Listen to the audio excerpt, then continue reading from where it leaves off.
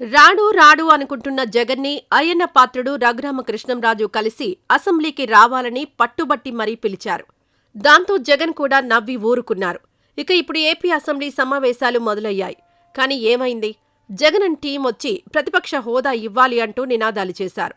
అయితే అసలు జగన్ వచ్చిన ఆ అరగంటలో ఏం జరిగింది అన్న విషయానికొస్తే, జగన్ అసెంబ్లీలోకి అడుగుపెట్టగానే చంద్రబాబు, లోకేష్, పవన్ కళ్యాణ్ కూడా షాక్ అయి చూస్తూ ఉన్నారు. జగన్, బొత్స తమకు కేటాయించిన సీట్లో కూర్చోగా మిగతా సభ్యులు గవర్నర్ పోడియం వద్దకు వెళ్లి నినాదాలు చేశారు.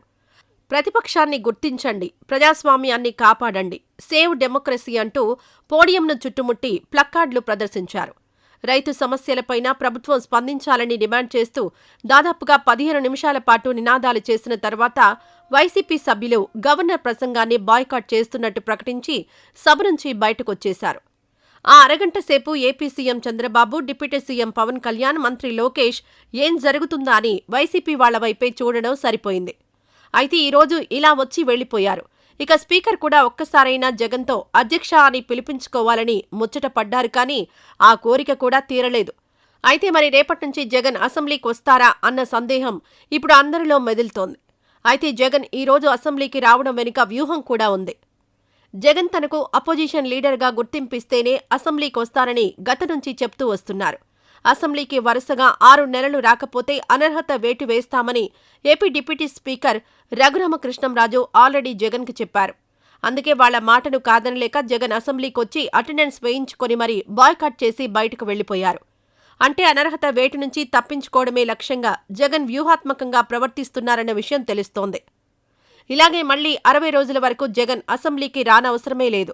ఆ 60 రోజుల తర్వాత మళ్లీ సేమ్ రిపీట్ చేసి అటెండెన్స్ వేయించుకొని వెళ్లిపోవచ్చు.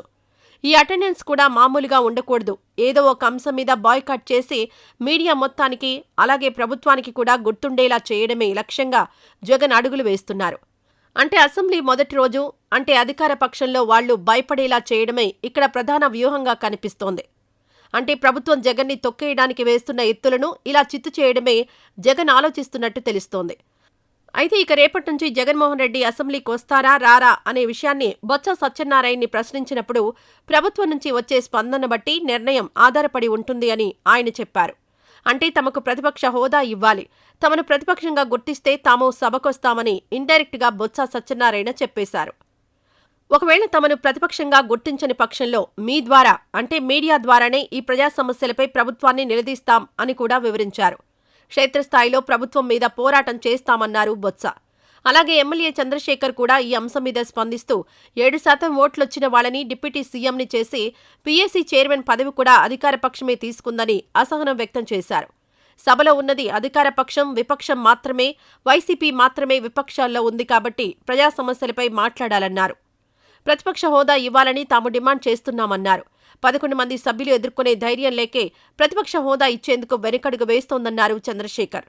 వైసీపీకి ప్రధాన ప్రతిపక్ష హోదా కల్పిస్తేనే వీళ్లు రేపటి నుంచి సభకు వెళ్తారు, లేదంటే సభ బయట పోరాటం చేస్తారు అన్న విషయం క్లియర్గా తెలిసిపోయింది.